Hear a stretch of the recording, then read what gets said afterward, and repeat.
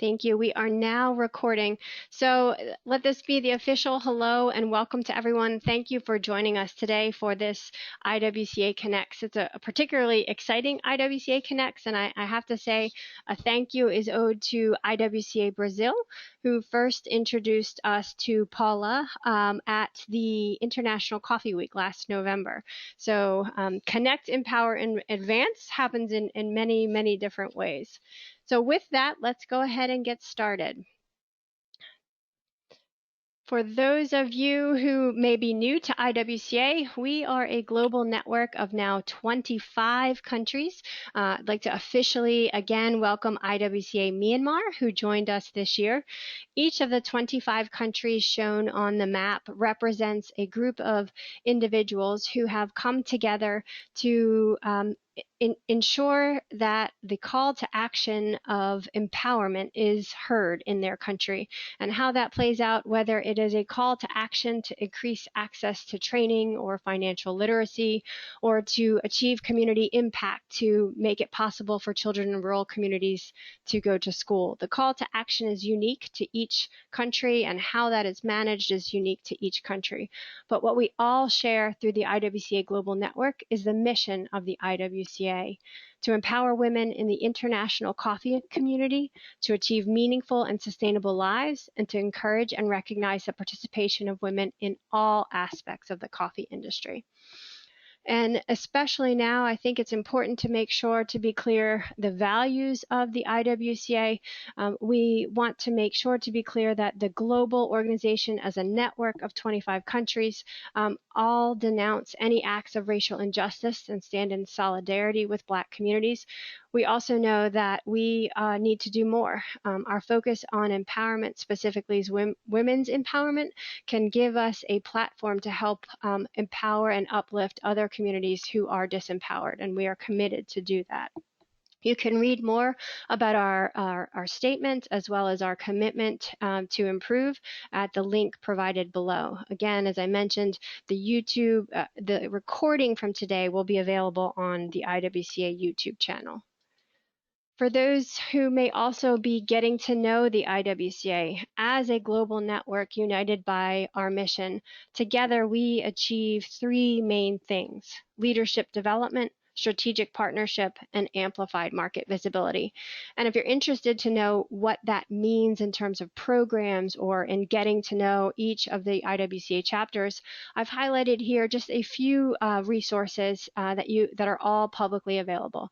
Our Insights report was released in April 2020, and I send a special thank you to all of the IWCA chapter members who took time to share their perspectives about how COVID-19 had been and continues to impact coffee communities. So if you're interested to know the perspectives of people in coffee communities, you can access this report and hear their words directly. Also very excited to launch the IWCA Chapter Member Coffee Availability List 2.0. For those of you who may have taken in the map quickly, you'll notice that 90% of IWCA chapters are based in coffee exporting countries. So it's no surprise that about 90% of the individuals within the IWCA network are coffee producers. And we invite those IWCA chapter members who are interested to share their coffee availability via our list. And new this year, the coffee availability list brings the people forward. So you can not only see which coffees are currently available, and IWCA updates this throughout the year, but you can also see the people who bring those coffees to the market. Our case study library will help you better understand the types of work that chapters are doing when they come together.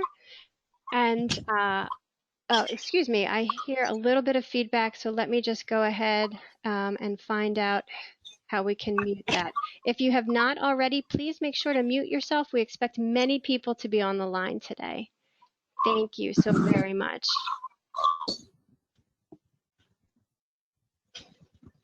Thank you for your patience. We're a small team right now, and I am managing and speaking. Okay, perfect. Let's go ahead then to our next slide. Without further ado, let's get into the topic at hand. Our speaker today is Miss Paula Koelemij. She comes to us from a very accomplished career.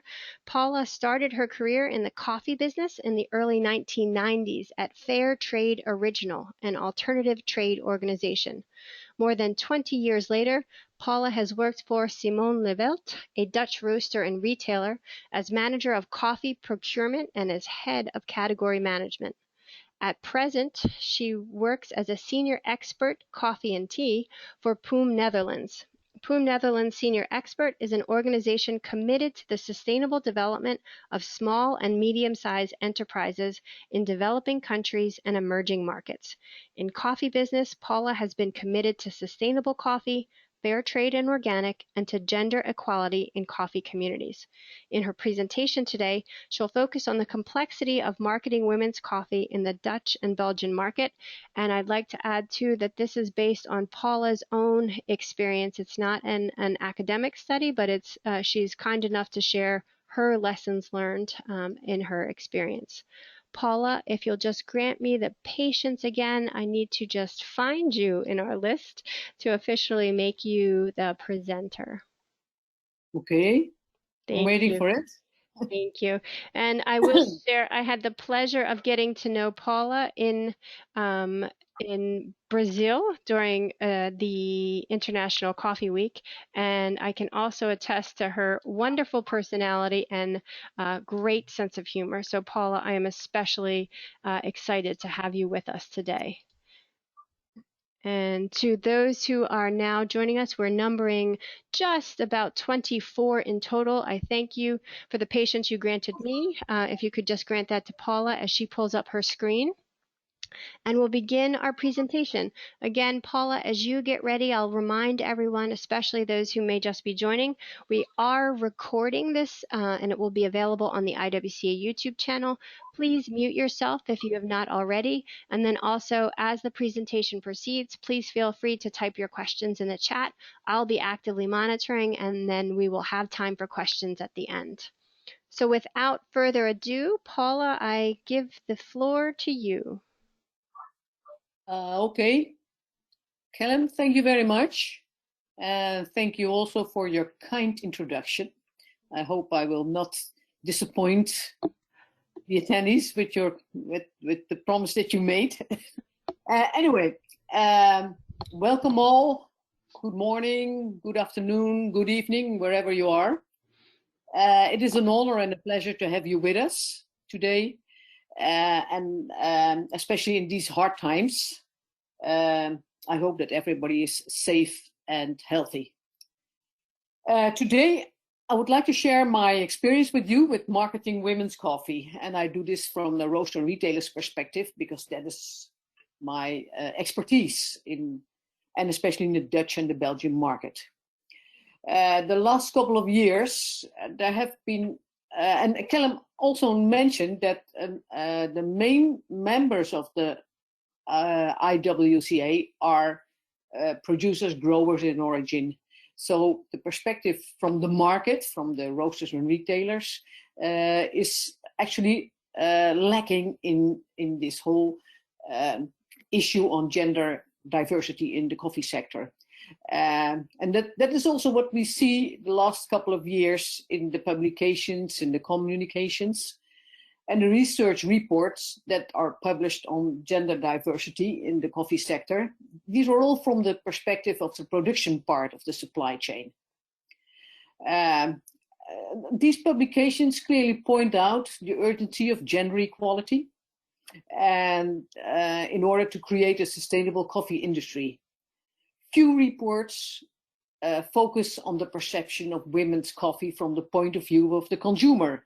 And I think that is very interesting, because we want to know if the consumer is interested in the concept of women's coffee, if the consumer is prepared to pay a fair price for that. So let's have a look at that today. There is an excellent twin trading report on women's coffee that was published in 2016. And that includes a chapter on some market case studies on women's coffee. These case studies are mainly based on the Anglo-Saxon markets. My experience, and that is where our focus will be today, is on women's coffee approached from the perspective of a Dutch roaster and retailer. In particular, I shall discuss the complexity of marketing of women's coffee. Further, I will compare this with marketing of fair trade coffee. And this comparison is important because in the perception of the consumers, there are many similarities between fair trade coffee and women's coffee. We can think, for example, of empowerment of small growers, producers, development of the sector, and sustainability. Let me see. Yeah, and we can move to the next slide. I will describe how we at Simon Lévelt Roasters aimed to make the marketing of women's coffee just like the marketing of fair trade coffee, in tune with the ideas and beliefs of that particular moment in the European market. And by analyzing the marketing potential of both concepts of fair trade coffee and women's coffee, within their time frame, I shall position these concepts in historical and international socio-economic developments. That sounds big and complicated, but I will try to keep it in simple words. Since a couple of years, women's coffee, Café Feminino, is available in the Dutch market. And the coffee is sold by two roasters, by ID Organics and by Simon Lévelt Coffee Roasters. Both are mid-sized roasters with a focus on the market of specialty coffee and sustainable coffee. ID Organics is a coffee roaster and a wholesaler supplying the health food market. And Simon Lévelt is a coffee roaster with a chain of coffee specialty stores in the Netherlands and Belgium. I mentioned this because I think it's not a coincidence that it is particularly these two roasters, one with a focus on the organic market, sustainable market, and one with Simon Lévelt with a focus on the specialty market. And these particular two roasters carry women's coffee in their program.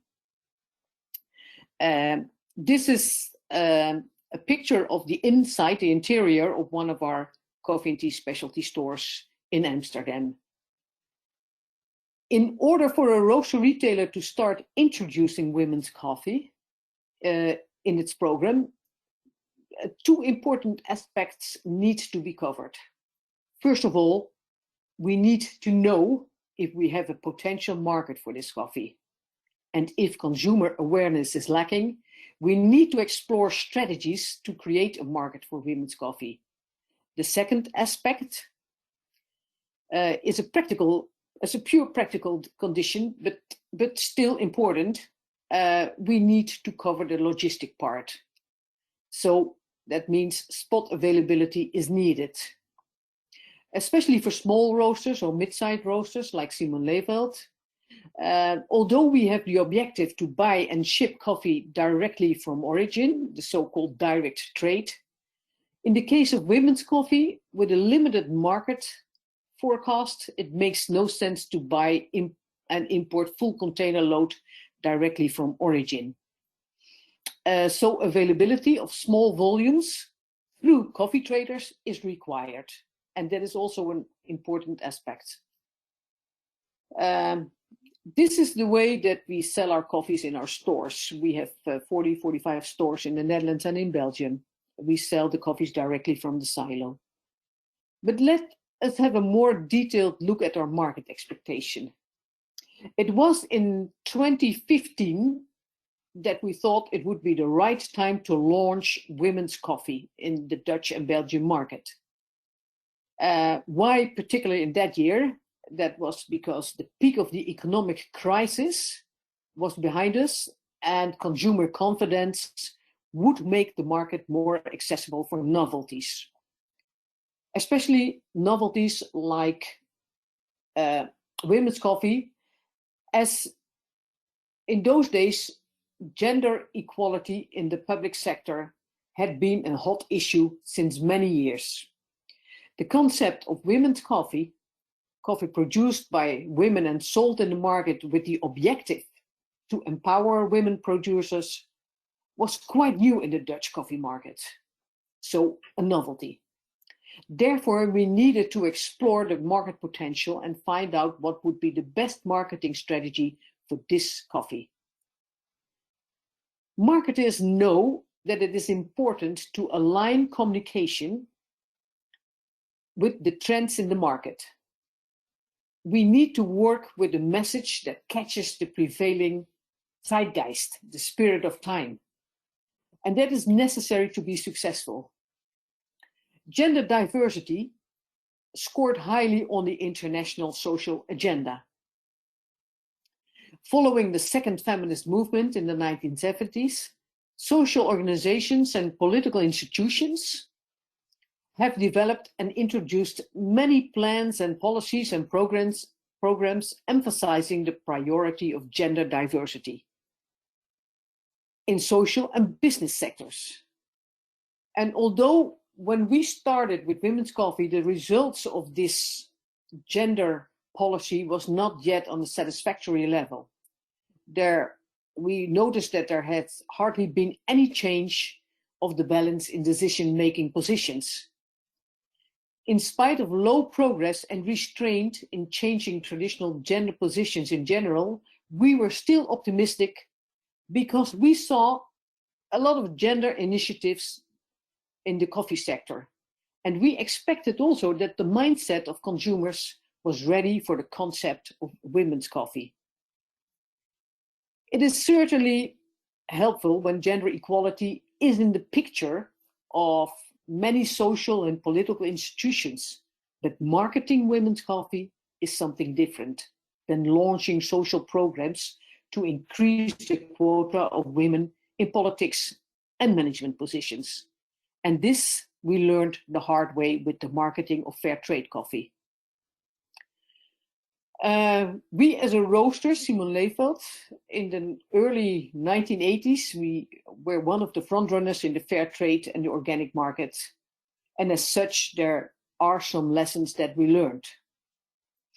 Let us have a look at the history of fair trade coffee, because there are many clues in this history that were very helpful when we launched women's coffee. When fair trade coffee was launched in 1989, this concept captured the spirit of time, the zeitgeist, as we call it, of the early 1990s. And this spirit of time was characterized by optimism, a call for change, an opening up of the world. This call for change was reflected by a number of international developments that actually shook up the world. Following the civil rights movement, the fair trade movement surfed the wave of progressive ideas and beliefs. The Cold War had ended. The Soviet Union and its satellite states fell apart. At the same time, the Iron Curtain and the Berlin Wall came down. And we saw student revolts, the wave of liberal energy of journalists and intellectuals on the Tiananmen Square in China, demanding political change, freedom, and democracy. It was the time that a new generation grew up with the idea that everything could be achieved in life. In the Western world, it seemed that the sky was the limit, and it was believed that the whole world would share in these new opportunities. The North-South contrast was overcome, world economy was booming, and would offer opportunities for everybody. Poverty and racism would soon be problems of the past, we thought. In the progressive economic climate, the fair trade movement grew rapidly. Moreover, in a world where the triumph of capitalism and the free market was celebrated, fair trade seemed to be the right answer to promote balance in international trade relations and to support small producers in developing countries. Worldwide, we saw the development of social projects managed by an increasing number of NGOs with budgets that went beyond our imagination. Many of these fair trade projects focused on empowerment of small producers, organizations, as well as providing access to the export market. But what did this mean for gender equality in the coffee sector? The position of women we saw in these projects and in producer organizations was consequently neglected. And I remember of those days that during meetings with the coffee cooperatives, we would ask if the cooperative did also develop projects to involve women in trainings and in management of the cooperative. I also remember that it was always a sensitive issue. We were careful not to intervene in the local culture and impose Western standards on producer organizations. Looking back, we should have been more persistent on the gender equality issue, and I must admit that I regret we were not. Most likely, the time was not yet ripe for a structural approach of gender equality. Anyway, fair trade was hip and trendy and provided the ultimate solution for development. We all know the popular slogan, we still remember the popular slogan, trade, not aid. Within a couple of years, many multinationals had sustainability policy with objectives set in strong corporate social responsibility ambitions. In the wake of fair trade coffee, a large number of other foodstuffs with the fair trade label was introduced in the market since the turn of the new millennium. In spite of all this optimism, the consumer response to fair trade coffee was rather disappointing. About 15 years after its introduction in 1989, fair trade coffee captured a market share of approximately 3% of the Dutch market. In France, Germany, the UK, and other European countries, the level of market share was even more disappointing. And we were wondering, what was the cause of this disappointing consumer response? Why couldn't we achieve a higher market share with fair trade coffee? In marketing fair trade coffee, the focus was on the social background, on storytelling, on supporting the small growers by buying fair trade coffee. And what we neglected was pay attention to the quality of the product. Now, market research showed that an important trigger for consumers to buy fair trade coffee is indeed this feel-good effect. The idea of consuming fair trade coffee to contribute to a better world. And this impulse, this motivation might work well for a while, but on the long run, consumers expect more as they pay a higher price for fair trade coffee. It turns out that consumer commitment, purely based on idealistic involvement, does not last for long.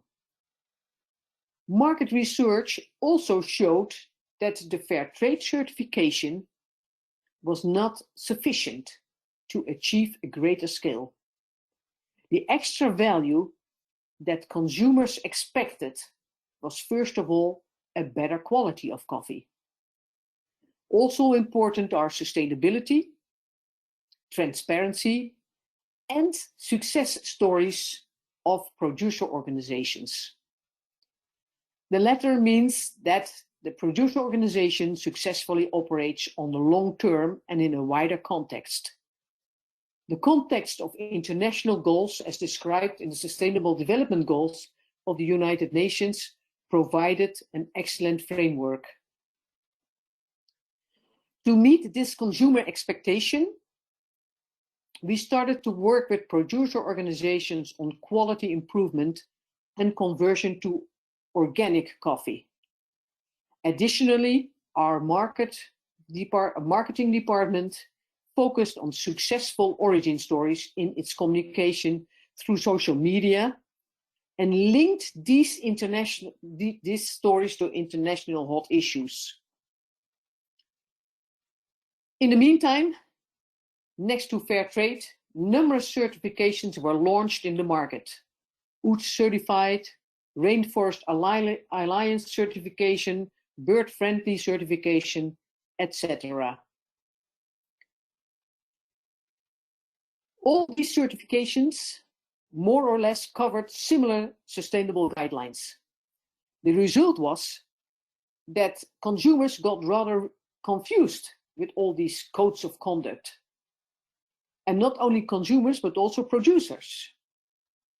At some stage, we noticed in the retail market a sort of reluctancy for certifications.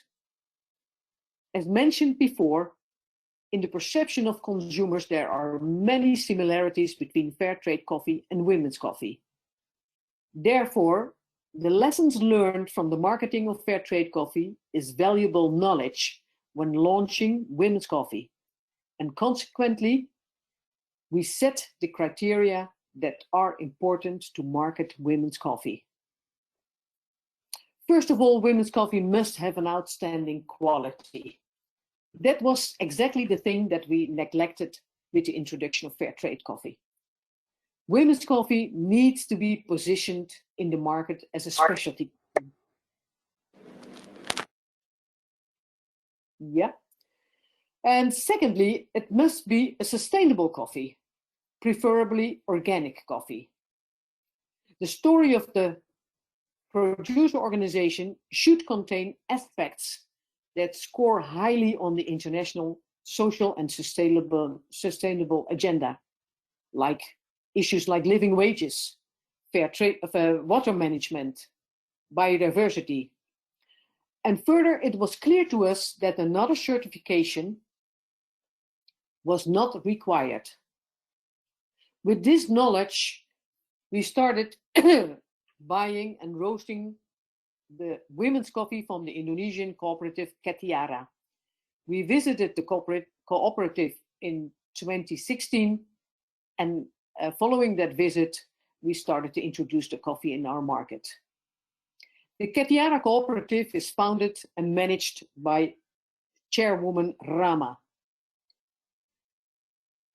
The majority of the members are women. These women are all small growers with farms of 1 to 2 hectares.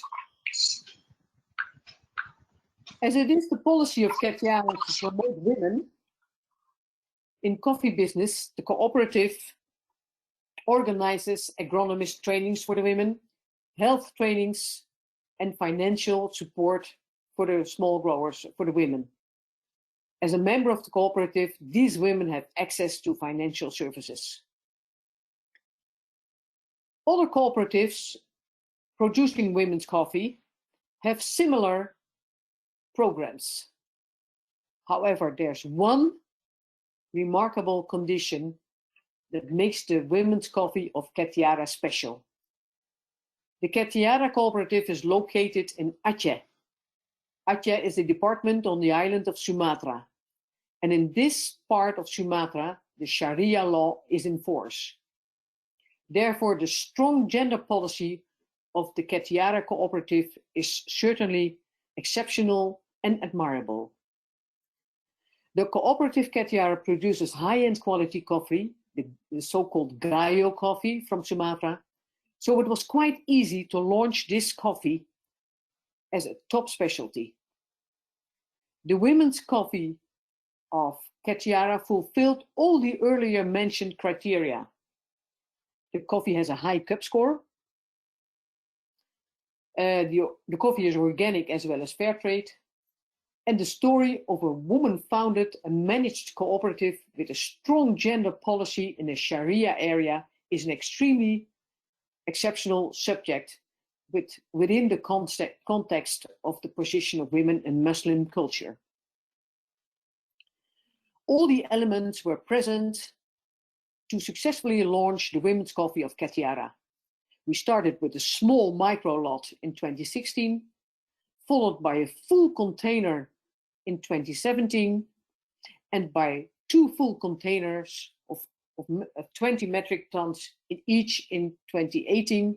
And nowadays, Simon Lévelt is roasting the women's coffee of Ketiara in a number of specialty blends. And next to that, the coffee is sold as a single origin specialty coffee. How do we market the Ketiara coffee? In the Simon Lévelt stores, we do not sell pre-packed coffee.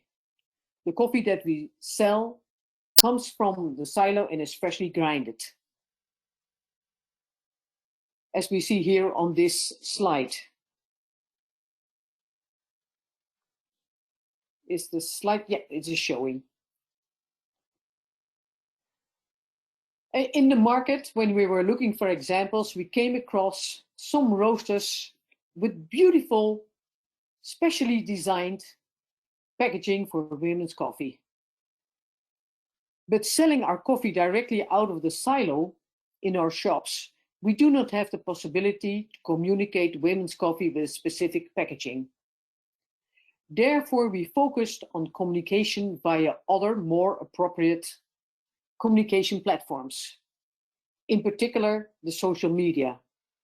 The story of the women of the cooperative we published in our company blog, as well as in the Simon Lévelt Consumer magazine. And in our communication, we emphasized the special position of the women within the Ketiara cooperative. Further to the successful sales of the Ketiara coffee, we launched the second women's coffee, the so-called Café Femenino, from the Peruvian cooperative Secanor in 2017. The women's coffee of Secanor also fulfilled the same criteria that are required for successful marketing of successful marketing.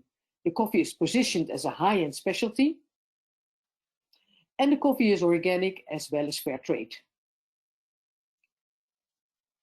In the communication on the women's coffee of Secanor, we emphasized that the women who produced the coffee received payment directly. And as such, the family income benefits.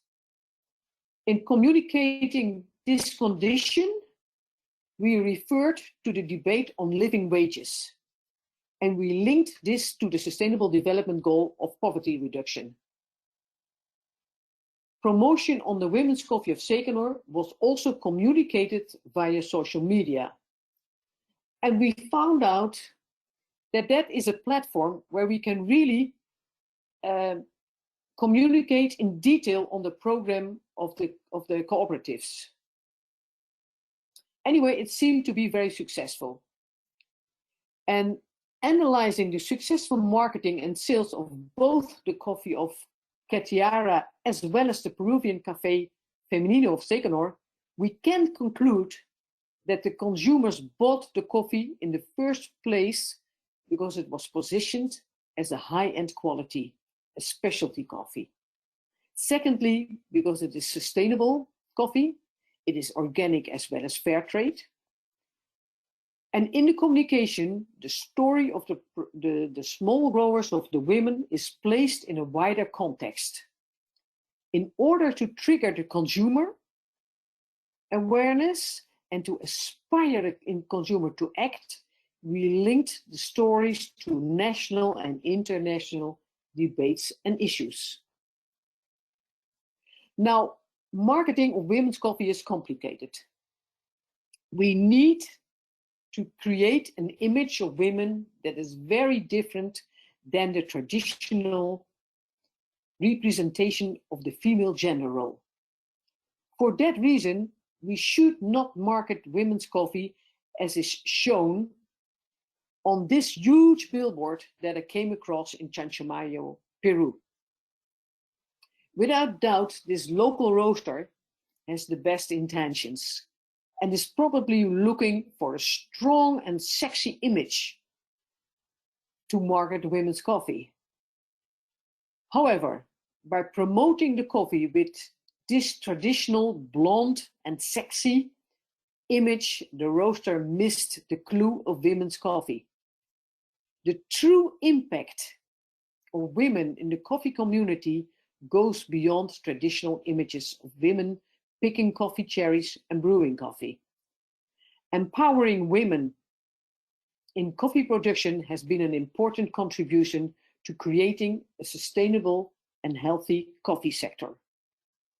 Case studies in Colombia, Brazil, Peru, Uganda, Burundi, Rwanda, and Congo clearly show that women in coffee play a major role in good agricultural practice, quality improvement, farm management, as well as improvement of family income. In marketing women's coffee, this achievement should be represented. Next to market potential, a roaster retailer needs good logistic conditions. Spot availability is definitely essential to build up a market for women's coffee. Unfortunately, up till now, only a couple of coffee traders have women's coffee on stock in Europe. I mention a couple of traders like Traboka in Amsterdam, 3 to Cup in Antwerp, DR Wakefield in London, and Olam Specialty Coffee regularly have women's coffee on stock.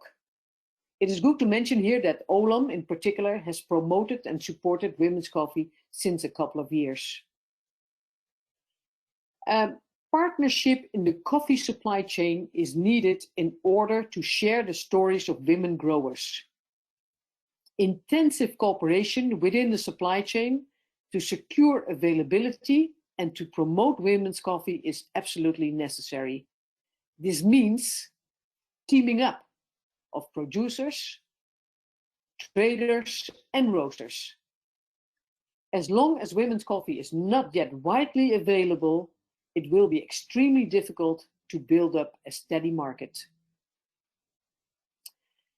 Based on our experience, I have pointed out some conditions that are required to successfully promote women's coffee and market women's coffee. First of all, we need to market women's coffee as a specialty coffee. Therefore, coffee with a high cup score is required. The coffee must be sustainable. However, whether the coffee is fair trade and organic, the main message that we must bring to the consumer is that real sustainability can never be achieved without gender equality. In marketing the coffee, the contribution of women to a future-proof coffee sector should be reflected.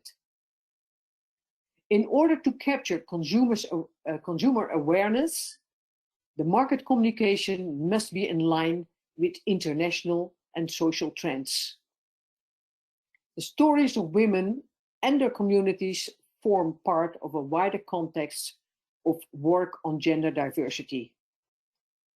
And I believe that if we are able to tackle these challenges, we certainly have the key to engage consumers and to successfully market women's coffee. Thank you very much for your attention. Callum, can we go back and see if we have some questions?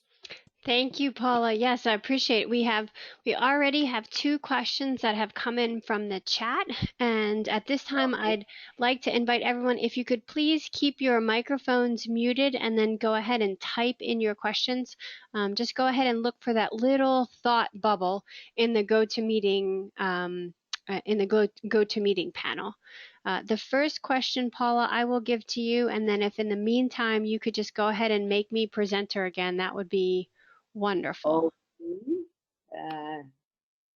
And thank you, everyone, for participating, and then also for your patience while we do our best to navigate technology smoothly. Thank you. Okay, Correct Paula. your presenter again. Yes, thank you. I got it. Go team. Yeah. Okay. So the first question that came in, Paula, was from Meseret Desta of IWCA Ethiopia, and Yeah. she shares that there was a session organized by the Coffee and Tea Authority to award and recognize good performers in the coffee trade. They had prepared a category awarding women who exported largest volume or amount of coffee. One of the heads of the authority asked her, I don't know why we keep having this category. Those women are still supported or working with their brother or husband. Could you share your reflections on this?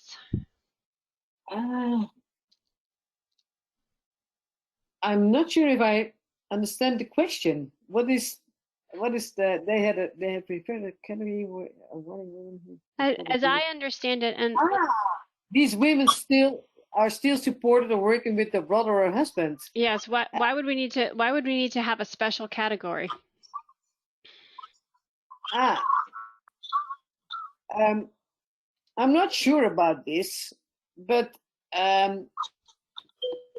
if even if these producers, these women are still supported and working with their brother or husband, still they have an impact, and they have an impact in the coffee sector. So I'm not sure if that is if that is an answer to your question. I know growers, women, who indeed are still working together, cooperating with their husband, but still they do have an impact, and I think that should be rewarded, even though they are supported and working with their husband or with their brother or whoever. I don't see the problem with that. Well, and I wonder if you could share, based on your insights, both learning from the fair trade example as well as the successful examples that you shared, in terms of communicating the importance and value of having women empowerment focused coffee. Mm-hmm. What sort of messaging or facts or approach have you found successful to help those who don't understand why it's necessary begin to understand why this is necessary or beneficial? Mm-hmm. Yeah, and well, what I have tried to explain in my experience with women's coffee is that we have not done any market research at the moment why consumers, in particular, buy women's coffee or coffee grown and produced by women. First of all, what we noticed is that consumers buy this coffee because it is a top quality or top specialty coffee. And then when we promote and when we communicate that it is grown by women, it has extra value for the consumers. They think, oh, great, that because then they support these women.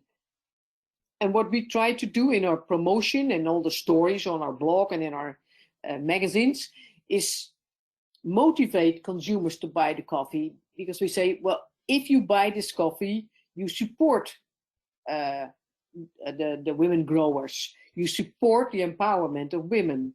But actually, to be honest, I'll be honest about that. Actually, the first motivation for consumers to buy this coffee because they think it's good coffee, it has a high quality, it is sustainable, and the fact that it is grown and produced by women, and that buying this coffee empowers women, is extra value, but not the main reason to buy the coffee. Mm-hmm. So then perhaps by extension, as we talk about the value for the entire supply chain of women's empowerment, perhaps one of the solutions or approaches to address the situation that Meseret was in is tying the opportunity, the impact of empowerment in those particular roles in the value chain, for example, exporting, to larger national and international norms related to value addition. Kellen, what is your question exactly? I'm just trying to find perhaps a recommendation for Meseret's question when the question is about exporting volumes of coffee. But in the interest, I do want to go ahead. Perhaps we could dig into that one a little bit later. Or Meseret, please clarify if you'd like further examination. But I do want to go ahead and move on to Rosa's question from Mexico. Yeah. And she says, in Mexico, we are trying to talk about feminist coffee rather than feminine coffee. Since women produce coffee is very hard to reach because of land, property, and culture. Do you think this is a good approach? We have noticed that family-based produced coffee with gender policies involved is more attractive to co-ops and small producers. Yeah, I think that is a very good approach. I think I fully agree on that. I think talking about feminist coffee implies that this coffee really has the objective to empower women, and that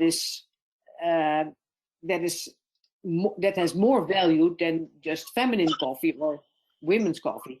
And that is also what we noticed with the coffee of Catiara and also with the coffee of Stekanor, that it is really coffee that has the objective to empower women, to involve women in management and and to value the impact of women in the coffee sector. So I think, yeah, it is the gender policy, involving the gender policy is valuable and is also more attractive for cooperatives and for small producers.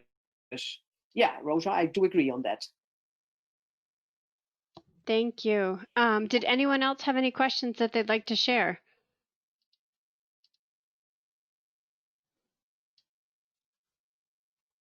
Okay. Paula, any last thoughts that you'd like to share or lessons learned since your time with Simone Lévelt? And especially in this, any thoughts on this uncertain economy as we navigate the COVID pandemic? Yeah. Yeah. My question is, because when we started this this webinar, we were talking about that most of the members of the IWCA are from the producer part of the supply chain, and also I mentioned that most of the communications and the reports and things that we know about women's coffee also come from the producing part. Is there anyone listening today that is from the roaster part, of the traders part of the supply chain? Are any participants today from the end of the supply chain, like roasters or traders, or is everyone from the producer part? We do have roasters and micro roasters. We have a roaster base in the Philippines. On the call in particular, roaster based in the Philippines, roaster focusing on Vietnamese coffee, a trader. So those are just of the 24, 25 people that are logged in now. We do, but across the network, absolutely. Okay, I see that Rosario is a micro roaster. Correct? Yes, that's correct. Okay. And Meseret Desta is a trader? Yes, from Ethiopia. Rosaria from Philippines. Okay. And Rosario, are you marketing, do you market women's coffee, coffee produced by women as a micro roaster?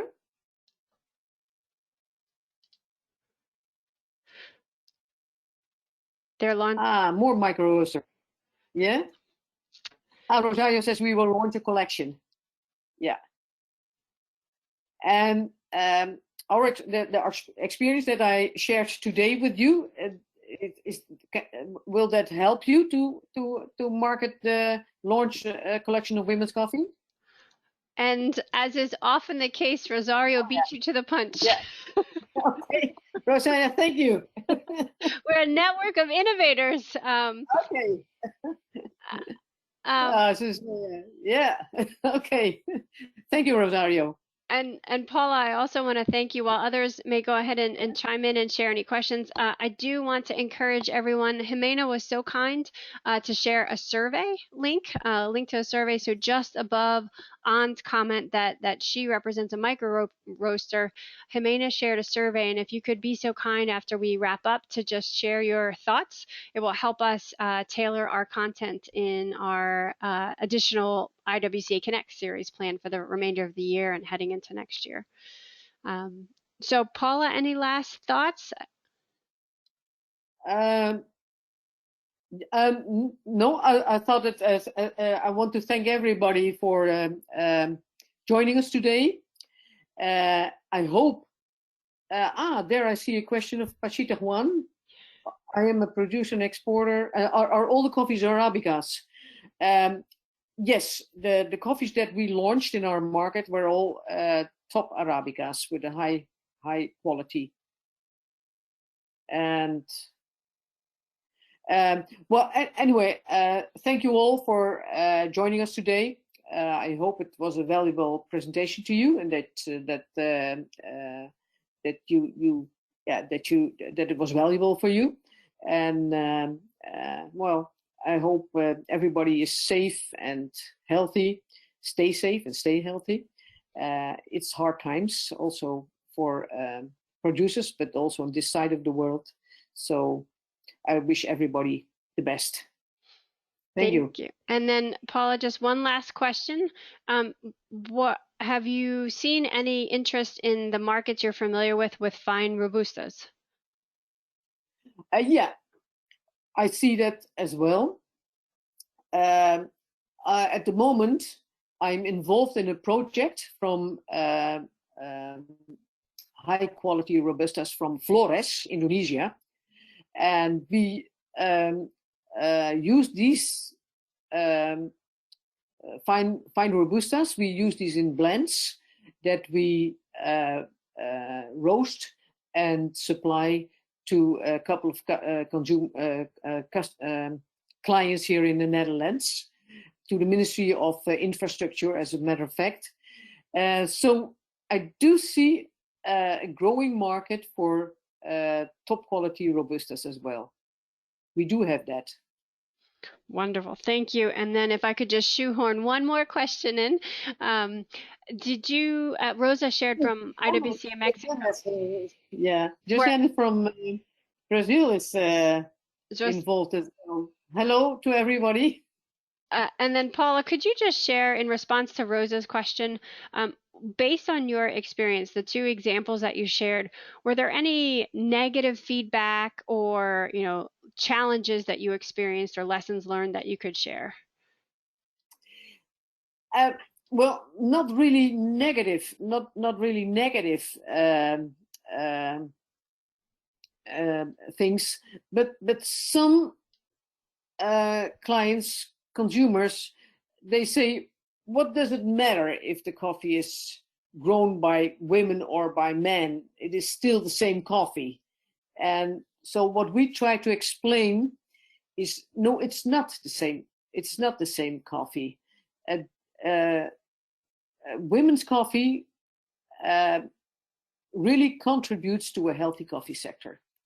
And we think that there's no future in the coffee sector if we do not pay attention to the major role that women play in this business. So it was not really negative feedback on the women's coffee that we launched in the market, but it was, people think it doesn't matter, and what we try to communicate, that it does matter. Well, I can't think of a stronger or more empowering concluding thought. It absolutely does matter, and your input matters, and I thank you for taking the time to prepare and share with us. Everyone, as Jimena has shared, please do take time to fill out the survey and help us have your insights, because your insights matter and inform what we do as the global team supporting you. I wish everyone a healthy and safe day. Thank you for joining us, Paula. Thank you once again for your insights, and we'll be sure to send the link as soon as this is available on YouTube. Thank you, everyone. Thank you, Kellen. Thank you. Bye-bye. Bye, everyone. Thank you. Bye, Kellen. Bye, everybody. Bye. Thank you so much.